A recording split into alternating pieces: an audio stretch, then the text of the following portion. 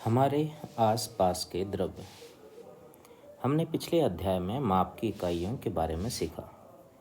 हम जो खाते हैं, पीते हैं अथवा सांस लेते हैं वह भी द्रव्य मैटर है। अतः हम सभी तरफ से द्रव्य से घिरे हुए हैं। प्रत्येक वस्तु जो स्थान घेरती है और जिसका द्रव्यमान होता है वह द्रव्य कहलाती है। दुनिया को बेहतर समझने के लिए द्रव्य की प्रकृति को समझना आवश्यक है। इस पाठ में हम द्रव्य के विषय में सीखेंगे और द्रव्य के गुणधर्मों को समझने के लिए माप की अवधारणाओं का उपयोग करेंगे। इस पाठ को पूरा करने के पश्चात आप द्रव्य क्या है और उसकी कणीय प्रकृति क्या है उसकी व्याख्या कर सकेंगे। द्रव्य की तीनों अवस्थाओं ठोस, द्रव और गैस का स्पष्टीकरण और उसमें अंतर कर सकेंगे। द्रव्य की अवस्थाओं पर दाब और ताप के प्रभाव का वर्णन कर सकेंगे। एक द्रव्य का तत्व यौगिक या मिश्रण के रूप में वर्गीकरण कर सकेंगे। समांगी और विषमांगी मिश्रण के बीच में अंतर कर सकेंगे। विलयन, विलायक और विलेय पदार्थों सबस्टेंसेस को परिभाषित कर सकेंगे। एक विलयन की प्रतिशत संरचना की गणना कर सकेंगे। निलंबन के गुणधर्मों और उपयोग का वर्णन कर सकेंगे और मिश्रण को पृथक करने और पदार्थों को शुद्ध करने की आम विधियों का वर्णन कर सकेंगे। प्रत्येक चीज़ जो स्थान घेरती है और उसका द्रव्यमान होता है वह द्रव्य है। हमारे चारों ओर मौजूद सभी ठोस, तरल और गैस द्रव से बने हैं। वैज्ञानिकों का विश्वास है कि द्रव्य छोटे छोटे कणों से बने हैं जो आपस में जुड़ गए हैं। हम इन कणों को नहीं देख सकते हैं परंतु द्रव्य को देख सकते हैं। उदाहरण के लिए एक पुस्तक, कार, पत्ते, हैंडसेट, लकड़ी का टुकड़ा, पेड़ और थैला आदि सोचकर आप अपनी दैनिक प्रयोग की वस्तुओं के कुछ और उदाहरण बता सकते हैं। जब हम कहते हैं कि द्रव्य का द्रव्यमान होता है, इसका अर्थ है कि इसका भार होता है। एक वस्तु जितनी अधिक भारी होगी उतना ही अधिक उसका द्रव्यमान होगा। द्रव्य स्थान घेरता है, इसका अर्थ है कि उसका आयतन है।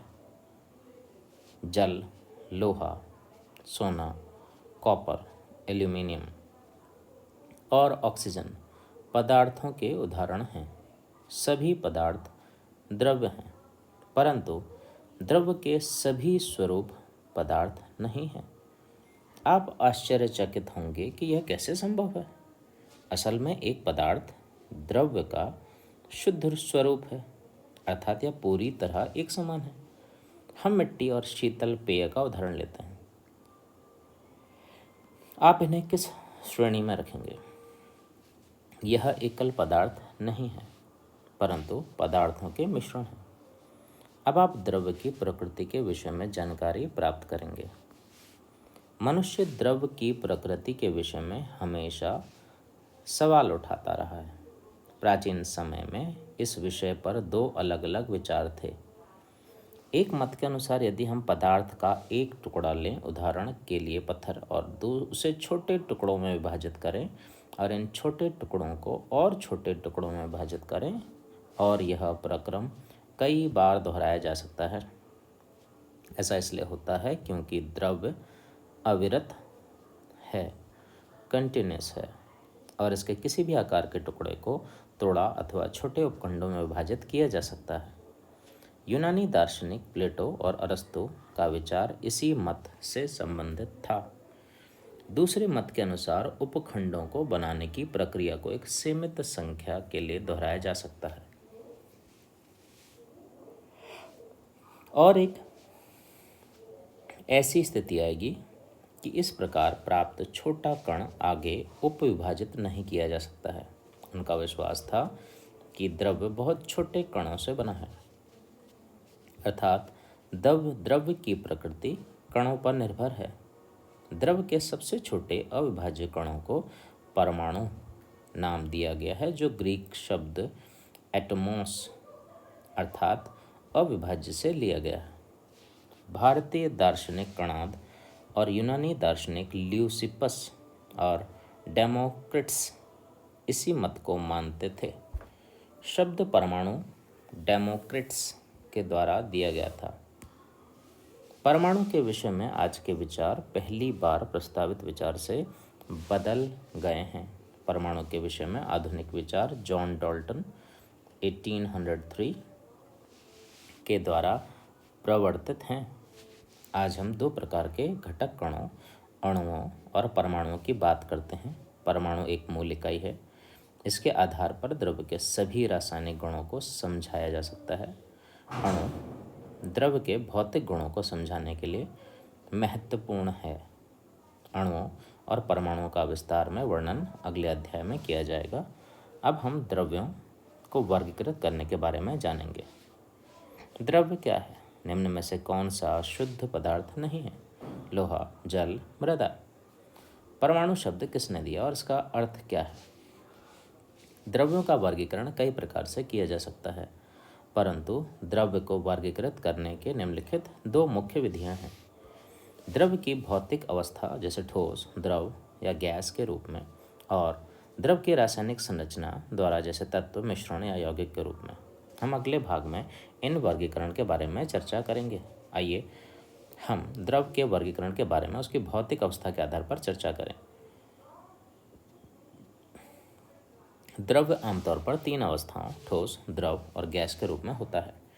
द्रव की इन तीनों अवस्थाओं के अलग अलग गुण हैं।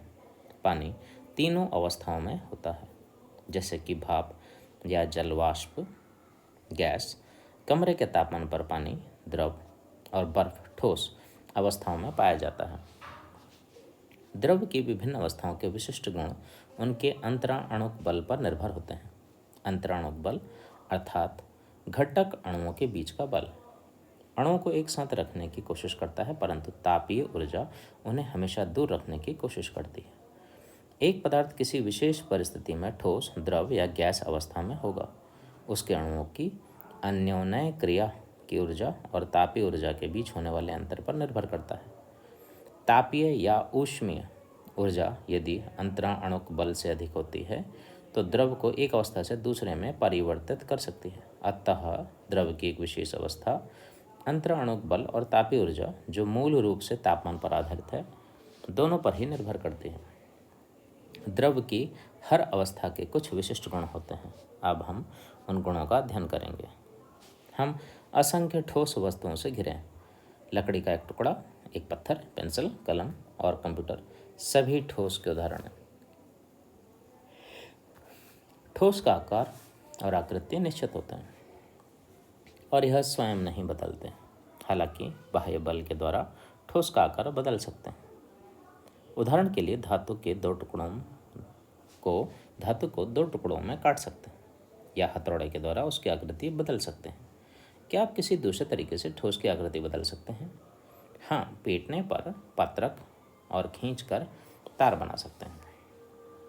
ठोस में घटक कण एक दूसरे के बहुत निकट होते हैं और घटक कणों के मध्य प्रबल अंतराणुक बल होता है, जिसके कारण ठोस में अणुओं की स्थितियां निश्चित होती हैं।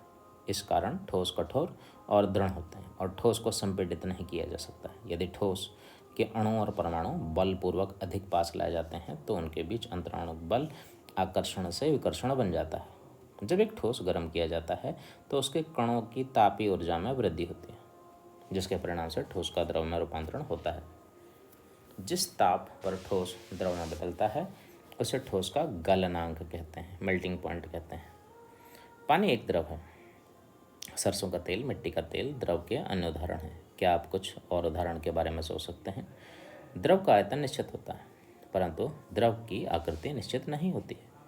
यह अपने पात्र का आकार लेता है। द्रव प्रवाह कर सकते हैं। द्रव को उड़ेला या फैलाया जा सकता है। क्या आप ठोस को फैला सकते हैं? द्रव के गुण ठोस और गैस के मध्यवर्ती हैं।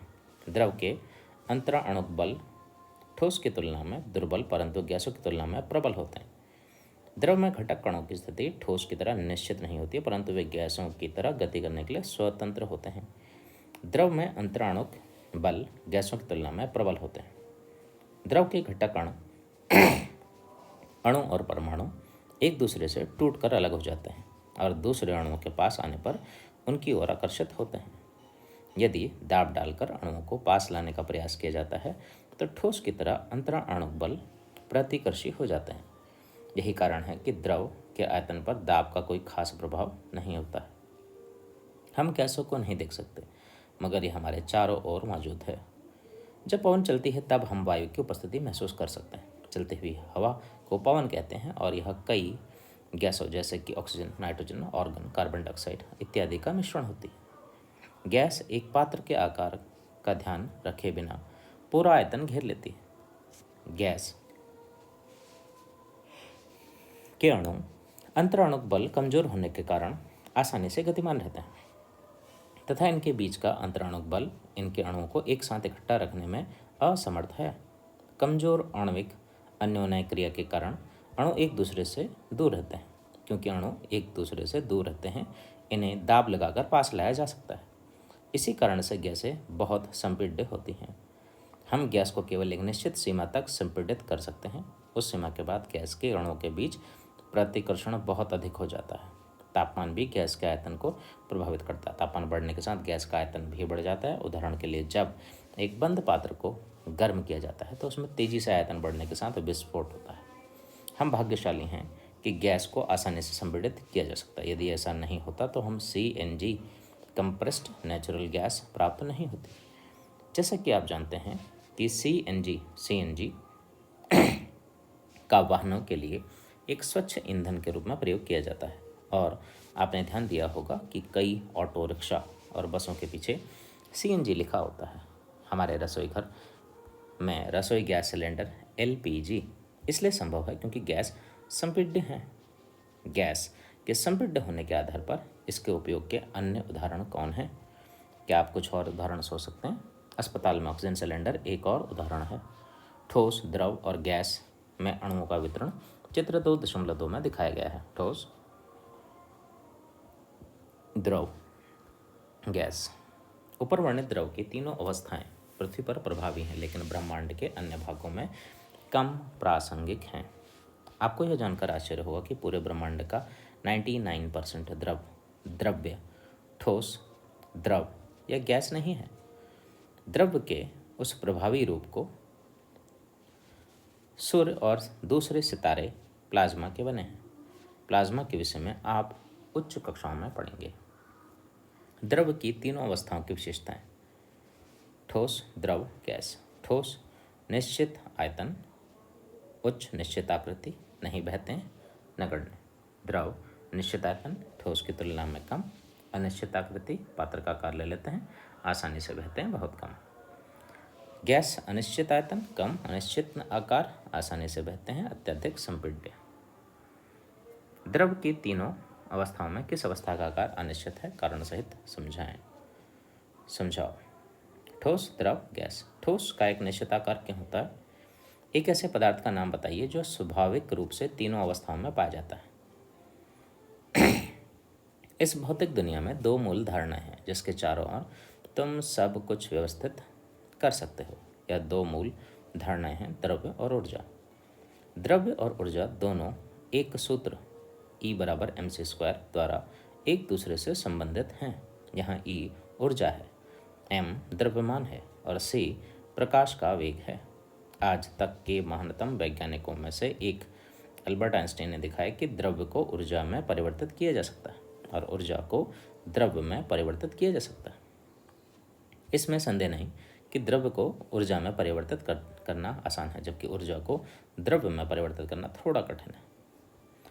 क्या आपने कभी सोचा है कि अगर ठोस को गर्म किया जाए तो क्या होगा? जब एक ठोस को गर्म किया जाता है वह फैलता है।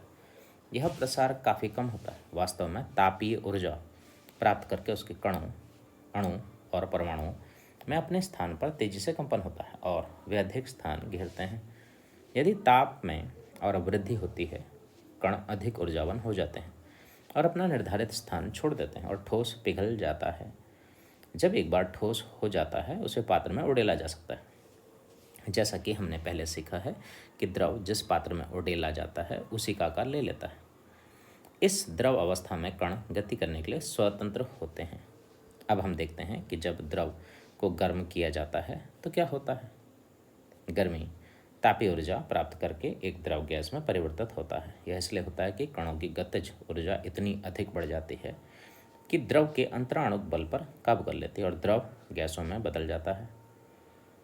ठोस, ऊर्ध्वपातन, गैस, गैस से वापस ठोस में निक्षेपण, गैस से द्रव संघनन और द्रव से गैस वाष्पन, द्रव से ठोस हिमीकरण और ठोस से द्रव पिघलना, द्रव की अवस्थाओं के अंतर रूपांतरण, घटता तापमान, ठोस, द्रव, गैस। जब गैस को गर्म किया जाता है तो कणों की गतिज ऊर्जा बढ़ जाती है। वे स्वतंत्र रूप से और तेज वेग से गति करते हैं। यदि दाब स्थिर रखा जाता है तो अणुओं की मध्य दूरी बढ़ जाती है और गैस का आयतन बढ़ जाता है। क्या आप जानते हैं कि जब हवा से भरा गुब्बारा आग के पास लाया जाता है तो क्या होता है। एक शुद्ध ठोस पदार्थ एक निश्चित तापमान पर द्रव में बदल जाता है।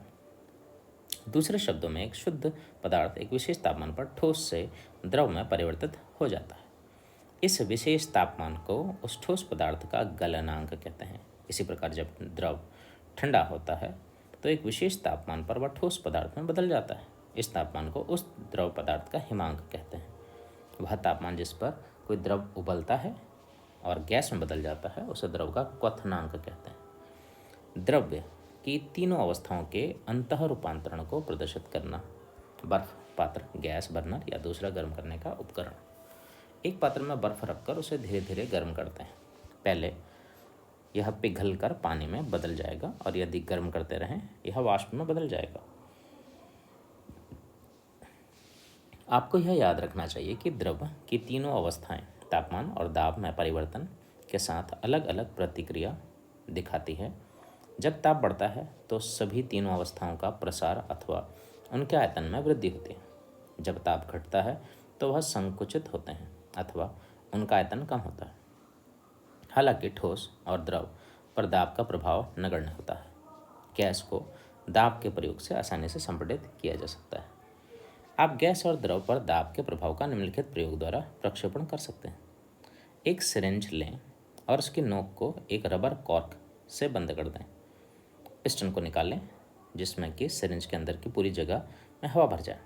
अब सावधानी पूर्वक पिस्टन को वापस सिरिंज में डालकर हवा को पिस्टन की सहायता से दबाने की कोशिश करें। आप क्या प्रेक्षण करते हैं। आप पाएंगे कि पिस्टन को आसानी से दबाया जा सकता है, परंतु एक सीमा के बाद आप पिस्टन को नहीं दबा सकते। इससे पता चलता है कि हवा को आसानी से संपीड़ित किया जा सकता है। अब आप इस क्रिया को द्रव के साथ दोहराएं। क्या आप पिस्टन को इतनी सरलता से दबा सकते हैं जैसा कि हवा के साथ दबा सकते थे। यदि आप कोशिश करें तो आप पाएंगे कि यह संभव नहीं है। इसका कारण है कि द्रव में अणु गैस की तुलना में एक दूसरे के बहुत निकट होते हैं। दबाव पिस्टन गैस, दबाव पिस्टन गैस बाद में। ठोस की तुलना में गैस अधिक संपीड्य क्यों होती है। आप पानी को बर्फ में कैसे बदल सकते हैं। सभी पदार्थ रासायनिक तत्वों से बने हैं। रासायनिक तत्व द्रव्य का मूल रूप है जिसे रासायनिक विधि से सरल पदार्थों में परिवर्तित नहीं किया जा सकता है। रासायनिक तत्व एक शुद्ध पदार्थ है जो समान प्रकार के परमाणु जिनकी पहचान परमाणु संख्या से होती है से बना है। हीलियम, कार्बन, लोहा, सोना, चांदी, तांबा, aluminium, hydrogen, oxygen, nitrogen, sulphur, तांबा, क्लोरीन, आयोडीन, यूरेनियम, प्लूटोनियम आदि कुछ तत्वों के उदाहरण हैं। तत्व ब्रह्मांड के निर्माण खंड हैं। कुल 118 तत्वों को अब तक सूचीबद्ध किया गया है। कुल ज्ञात 118 तत्वों में लगभग 90 तत्व पृथ्वी पर प्राकृतिक रूप से पाए जाते हैं और शेष का नाभिकीय अभिक्रियाओं के द्वारा कृत्रिम रूप से संश्लेषण किया गया है। केवल 2 तत्व अर्थात हाइड्रोजन 92% और हीलियम 7% ब्रह्मांड के कुल द्रव्यमान का लगभग 99% भाग बनाते हैं। ब्रह्मांड के द्रव्यमान में शेष तत्वों का केवल 1% का योगदान है। पृथ्वी पर प्राकृतिक रूप से पाए जाने वाले 90 तत्वों में से दो तत्व सिलिकॉन और ऑक्सीजन एक साथ मिलकर पृथ्वी की परत का 3/4 भाग बनाते हैं। हमारा शरीर भी तत्वों से बना है, लेकिन मानव शरीर में तत्वों की संरचना पृथ्वी की परत से बहुत भिन्न है, जैसा कि सारणी 2.2 से देखा जा सकता है। एल्यूमिनियम, कैल्शियम, कार्बन, हाइड्रोजन, लोहा, magnesium, oxygen, silicon, sodium, sulphur. यद्यपि मानव प्राणी और पृथ्वी की संरचना में तत्वों का योगदान है, परंतु इंसान सोचने व महसूस करने में सक्षम होने के कारण अधिक विकसित है। आपको ऐसा नहीं लगता कि पृथ्वी की देखभाल करना हमारी जिम्मेदारी है? जब 2 या 2 से अधिक तत्व रासायनिक संयोग करते हैं तो यौगिक बनाते हैं। यौगिक को इस प्रकार परिभाषित कर सकते हैं: यौगिक वह शुद्ध पदार्थ है जो 2 या 2 से अधिक तत्वों के एक निश्चित भार अनुपात में रासायनिक संयोग करने से बनता है। जब तत्व संयोग करके यौगिक बनाते हैं तो वे अपना व्यक्तिगत गुण खो देते हैं। यौगिकों के गुण अपने अवयवों से भिन्न होते हैं। उदाहरण के लिए पानी यौगिक हाइड्रोजन और ऑक्सीजन तत्वों से बना है, लेकिन पानी के गुण हाइड्रोजन और ऑक्सीजन के गुणों से अलग है। यौगिकों का संसार वास्तव में आकर्षक है, क्योंकि यौगिकों के रूपों और गुणों में अत्यधिक विविधता है। यौगिकों के कुछ उदाहरण नीचे दिए गए हैं: ग्लूकोज, सोडियम क्लोराइड, हाइड्रोक्लोरिक अम्ल, sodium carbonate, phenol, glycerol, sulphuric अम्ल, क्लोरोफॉर्म, एथेनॉल, सिट्रिक अम्ल, calcium oxide, carbon dioxide, acetic अम्ल, कार्बन मोनोऑक्साइड, मीथेन। हाइड्रोजन किरणों, ऑक्सीजन किरणों तत्व। यौगिक जल H2O किरणों, हाइड्रोजन परऑक्साइड H2O2 के अणु। मिश्रण हाइड्रोजन और ऑक्सीजन का मिश्रण, हाइड्रोजन परऑक्साइड और पानी का मिश्रण। हमारी प्रतिदिन की दिनचर्या में हम पदार्थ की बहुत बड़ी संख्या के संपर्क में आते हैं, लेकिन उनमें से अधिकांश शुद्ध पदार्थ तत्व या यौगिक नहीं है। वह 2 या अधिक शुद्ध पदार्थों के मिश्रण है। अगले अनुभाग में हम देखेंगे कि मिश्रण 2 प्रकार के होते हैं। यह इस पर निर्भर करता है कि मिश्रण के भाग पूरी तरह से मिश्रित हैं अथवा नहीं। द्रव के तत्वों, यौगिकों और दूसरे श्रेणियों के बीच संबंध चित्र 2.7 में संक्षेप में दिखाए गए हैं। द्रव्य, पदार्थ, मिश्रण। पदार्थ केवल एक पदार्थ निश्चित संरचना के साथ मौजूद, उदाहरण लोहा, पानी। मिश्रण एक से अधिक पदार्थ मौजूद एक समान अथवा अलग अवस्था में, उदाहरण मिश्र धातु, मिट्टी, शीतल पेय। पदार्थ तत्व और यौगिक। तत्व रासायनिक तरीके से सरल पदार्थों में अपघटित नहीं किया जा सकता है, उदाहरण लोहा, सोना, ऑक्सीजन। यौगिक 2 या अधिक तत्वों के रासायनिक संयोजन से बनते हैं, उदाहरण पानी, कार्बन डाइऑक्साइड, चीनी, नमक। मिश्रण समांगी, विषमांगी।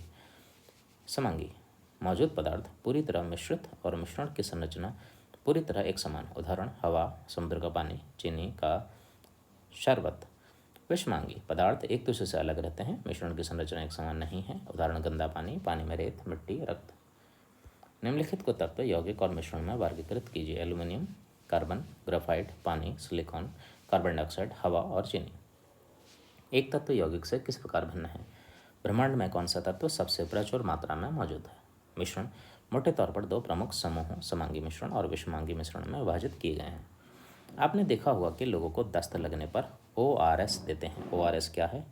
आप स्वयं पानी में थोड़ी मात्रा में चीनी व नमक मिलाकर ORS तैयार कर सकते हैं। ORS एक समांगी मिश्रण या विलयन का उदाहरण है।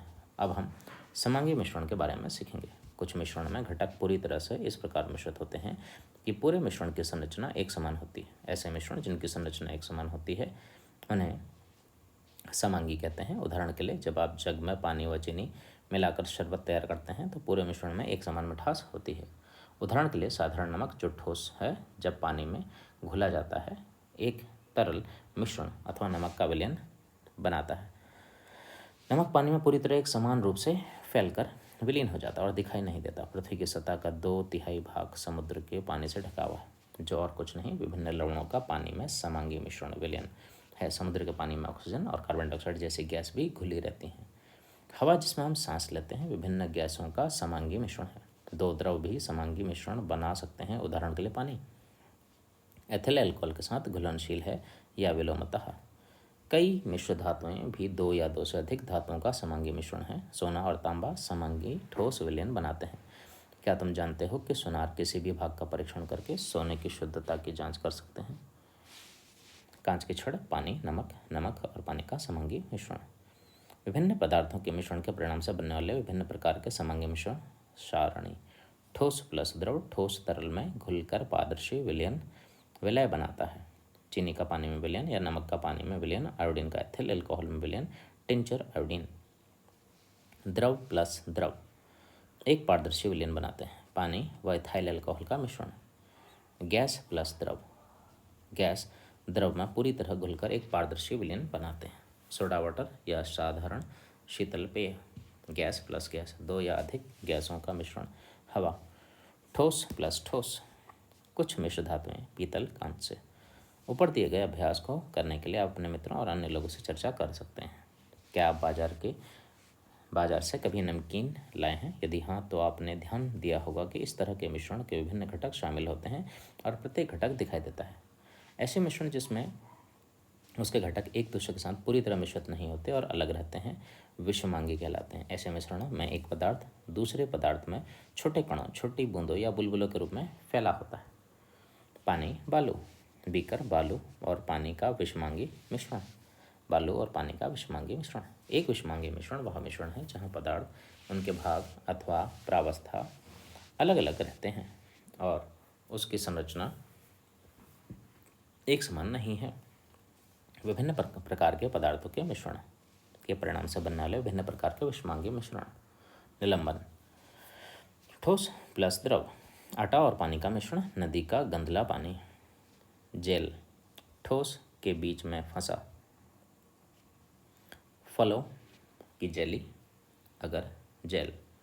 पायस इमल्शन एक द्रव की छोटी छोटी बूंदें दूसरे द्रव में निलंबित, दूध। उदाहरण एरोसोल द्रव की छोटी बूंदें अथवा ठोस के कण गैसों में बिखरे हुए। बादल गैस में द्रव, धुआं में गैस में ठोस। झाग द्रव में गैस, गैस के छोटे छोटे बुलबुले द्रव के बीच, ठोस में गैस, गैस के छोटे बुलबुले ठोस के बीच। Shaving foam, polystyrene foam, thermocol.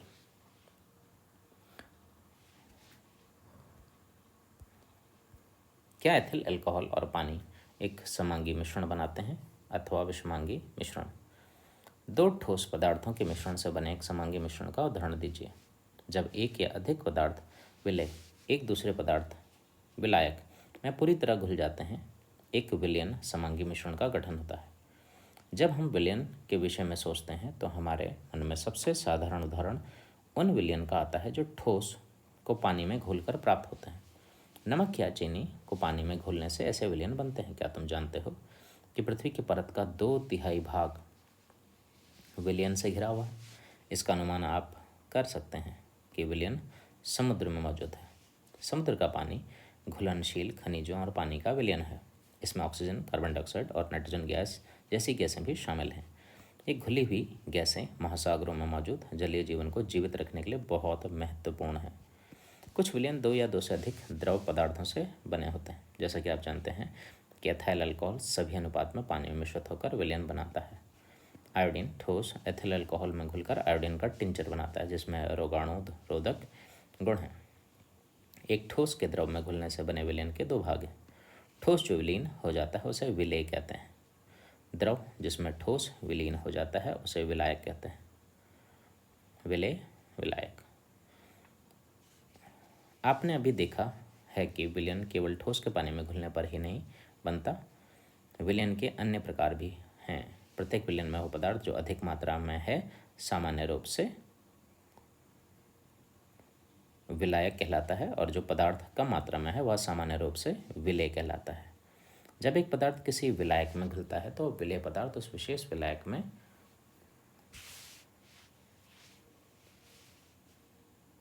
यदि नहीं घुलता तो वह अघुलनशील कहलाता है। इससे पहले वाले में उस विशेष विलायक में घुलनशील कहलाता है, यदि नहीं घुलता तो वह अघुलनशील कहलाता है। क्योंकि पानी में बड़ी संख्या में पदार्थ घुल जाते हैं अतः वह सामान्यतः प्रयोग में आने वाला विलायक है। अपने इस विशेष गुण के कारण इसे कहा जाता है। विभिन्न प्रकार के पदार्थ पानी में घुल जाते हैं। पानी के इस अद्वितीय गुण के कारण पौधे मिट्टी से खनिज ले सकते हैं। एक अच्छा विलायक होने के कारण यह पानी कई प्रकार से प्रयोग में आता है। हालांकि पानी के इस अनूठे गुण के परिणाम स्वरूप कुछ असुविधाएं भी हैं। पानी आसानी से दूषित हो जाता है। इसलिए पानी पीने और अन्य उपयोग के लिए पानी को शुद्ध करना एक प्रमुख चुनौती है। कुछ अन्य महत्वपूर्ण विलायक उदाहरणार्थ कार्बनिक द्रव पदार्थ हैं। कार्बनिक विलायक महत्वपूर्ण हैं क्योंकि पानी के विपरीत वे कार्बनिक पदार्थों को घोलते हैं। एथिल अल्कोहल और बेंजीन कार्बनिक विलायक के उदाहरण हैं। जब हम विलयन की बात करते हैं, शब्द सांद्रता का अक्सर प्रयोग किया जाता है। विलयन की सांद्रता विलायक के निश्चित द्रव्यमान या निश्चित आयतन में मौजूद विलय की मात्रा के संदर्भ में व्यक्त की जाती है। आमतौर पर विलयन के निश्चित आयतन, जो आमतौर पर 1 लीटर के रूप में लिया जाता है, में मौजूद विलय के द्रव्यमान को विलयन की सांद्रता के रूप में परिभाषित किया जाता है। विलयन की सांद्रता को विलय के द्रव्यमान प्रतिशत के रूप में भी व्यक्त किया जा सकता है। इस प्रकार विलय का द्रव्यमान विलयन की प्रति 100 द्रव्यमान इकाई में प्राप्त होता है, जैसे कि नीचे दिखाया गया है। विलय का प्रतिशत बराबर विलय का द्रव्यमान बट्टा विलयन का द्रव्यमान गुणा 100। एक विलयन जिसमें ग्लूकोज का द्रव्यमान 10% है, इसका अर्थ है ग्लूकोज के 10 ग्राम 100 ग्राम विलयन में मौजूद है, अर्थात 10 ग्राम ग्लूकोज को 90 ग्राम पानी में घोला गया है। यदि हम एक विशेष पदार्थ जैसे कि चीनी को पानी में घोलने की कोशिश करें, जैसे जैसे हम उसमें अधिक चीनी डालते हैं, विलयन अधिक सांद्र होता जाता है। एक सांद्र विलयन में विलय की मात्रा अधिक अनुपात में होती है, एक तनु विलयन में विलय की मात्रा कम अनुपात में होती है। यदि हम एक स्थिर तापमान पर विलायक में विलय की मात्रा बढ़ाते जाएं, एक ऐसी अवस्था आती है कि विलय का घुलना बंद हो जाता है। ऐसी अवस्था में विलयन विलय के संदर्भ में संतृप्त हो जाता है। यद्यपि यदि हम ताप बढ़ा दें तो और विलय घुल जाता है। एक निश्चित तापमान पर एक संतृप्त विलयन में किसी विलय की सांद्रता विलायक विलय की विलयता कहलाती है। द्रव्यमान की दृष्टि से सोडियम क्लोराइड की ज्ञात सांद्रता 10 ग्राम प्रति लीटर का पानी में विलयन बनाएं। एक अशांकित फ्लास्क लें और उसे आसुत जल विलायक से लगभग आधा भर लें। 10 ग्राम सोडियम क्लोराइड विलय को तोल लें। सावधानी से सोडियम क्लोराइड को पात्र के पानी में डालें। सोडियम क्लोराइड को घोलने के लिए पात्र को धीरे धीरे हिलाएं।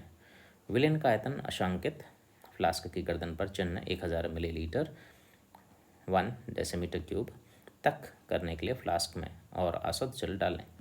अंत में फ्लास्क को सावधानी से हिलाएं जिससे विलयन एक समान हो जाए।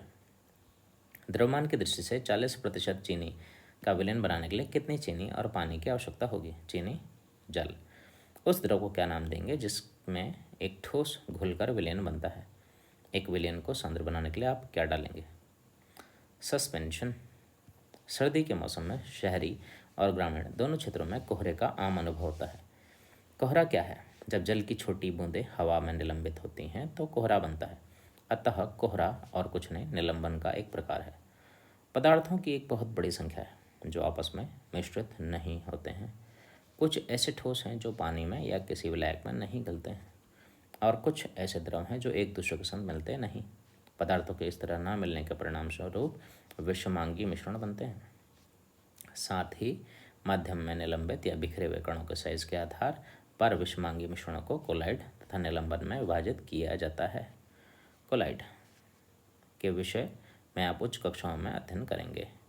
यहाँ हम निलंबन का वर्णन संक्षेप में करेंगे।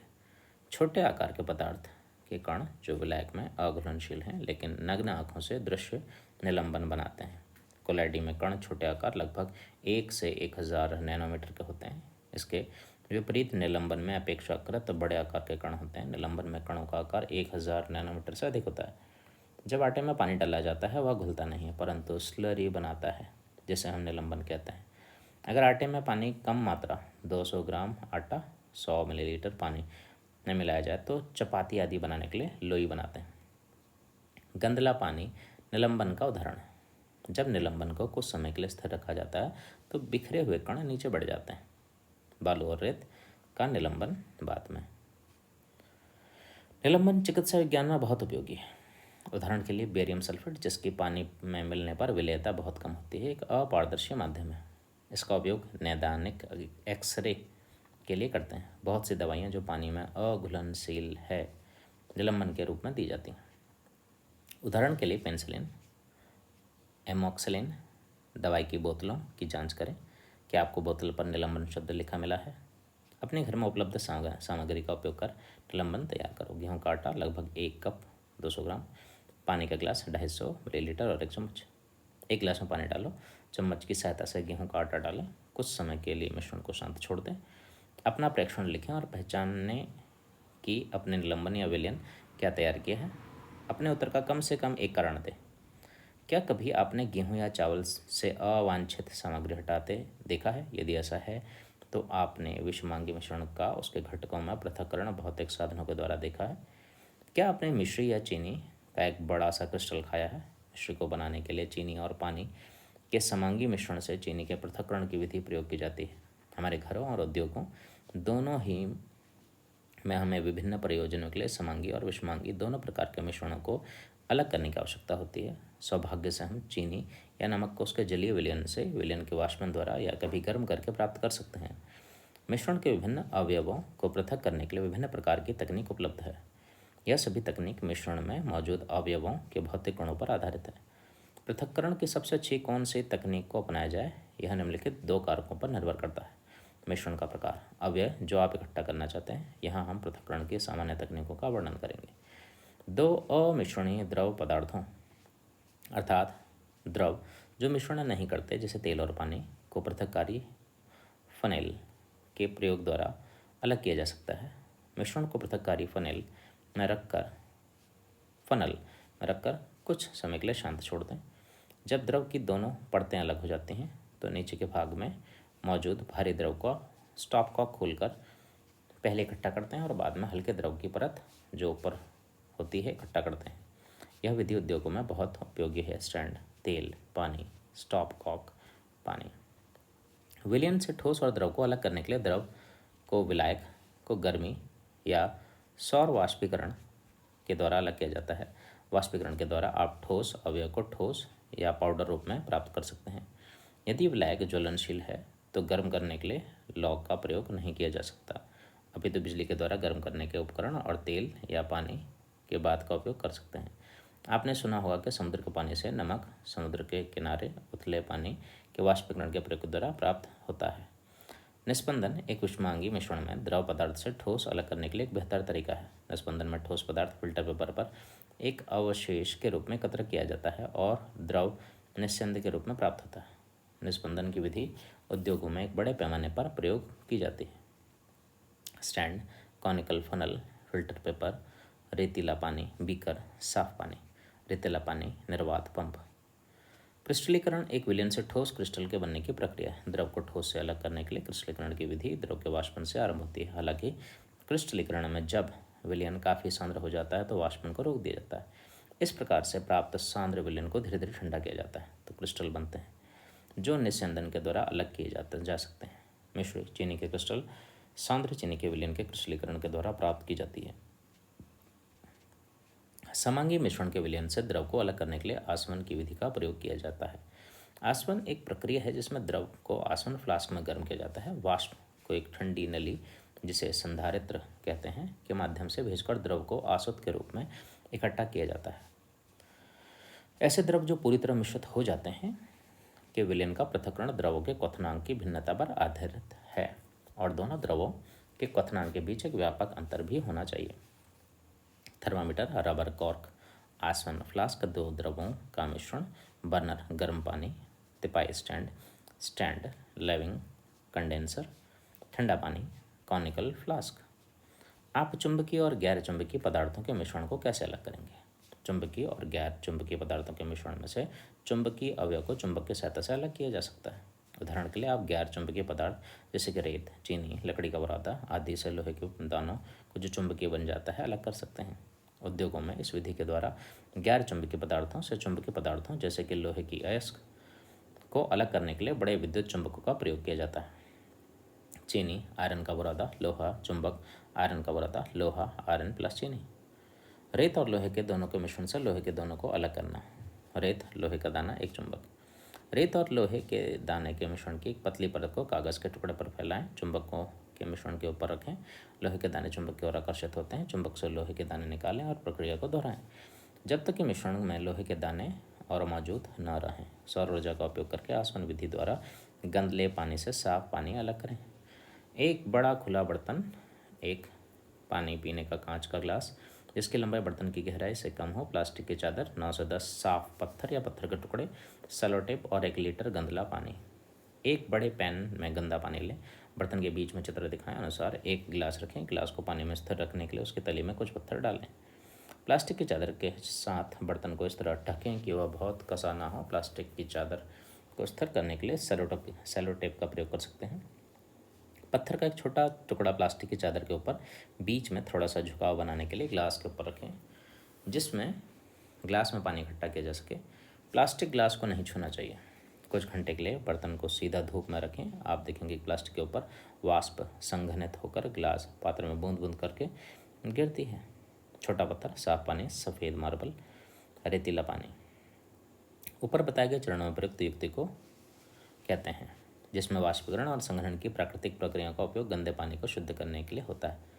पैन में रखा गंदा पानी सूर्य के द्वारा गर्म हो जाता है, पानी वाष्प में बदल जाता है, मिट्टी पैन के तले में रह जाती है। वाष्प पैन पर ढकी प्लास्टिक की चादर को छूकर संघनित हो जाती है, क्योंकि प्लास्टिक चादर पात्र के बाहर ठंडी हवा के कारण अपेक्षाकृत ठंडी होती है। छोटे पात्र में एकत्रित पानी साफ होता है, पीने योग्य नहीं। धूल के कणों से लोहे के दानों को अलग करने के लिए कौन सी भौतिक गुणों का प्रयोग किया जाता है? चुंबकीय, विद्युतीय, घनत्व। मिश्री के रूप में चीनी के पृथक्करण को क्या कहते हैं? वाष्पन, क्रिस्टलीकरण, आसवन।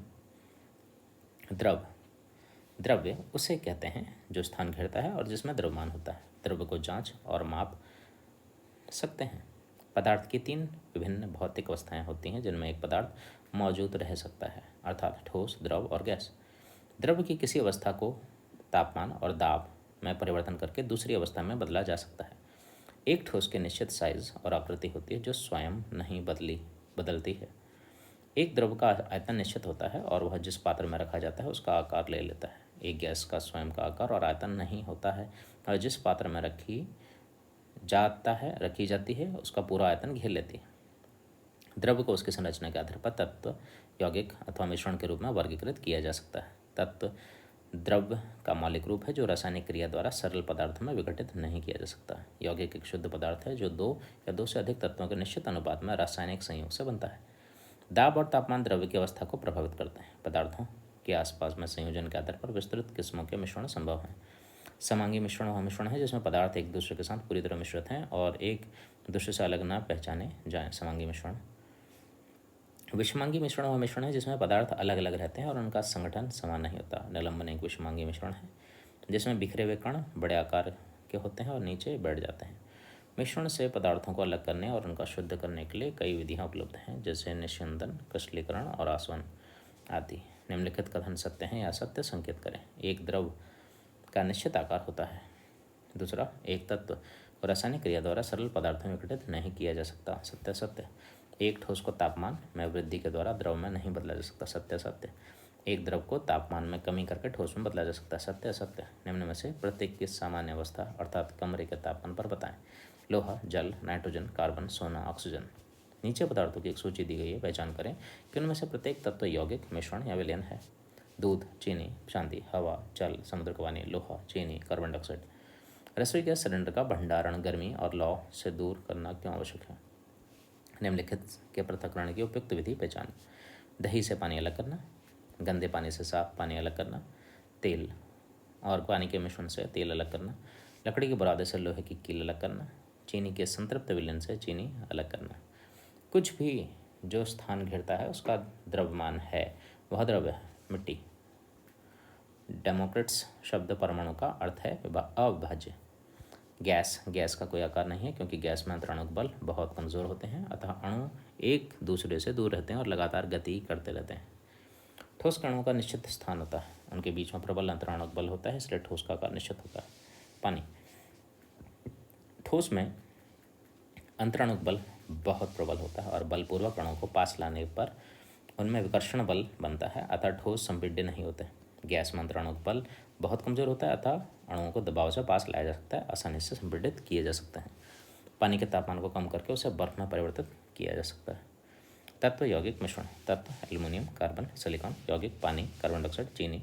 मिश्रण हवा, ग्रेनाइट। तत्व एक प्रकार के परमाणु से बनता है, परंतु यौगिक में 2 या 2 से अधिक प्रकार के परमाणु होते हैं। हाइड्रोजन। पानी और एथिल अल्कोहल का मिश्रण एक समांगी मिश्रण है। मिश्र धातु, उदाहरण पीतल। चीनी 400 ग्राम, पानी 600 मिलीलीटर। विलायक, विलेय। चुंबकीय, क्रिस्टलीकरण। तीसरा है परमाणु और अणु। अगले में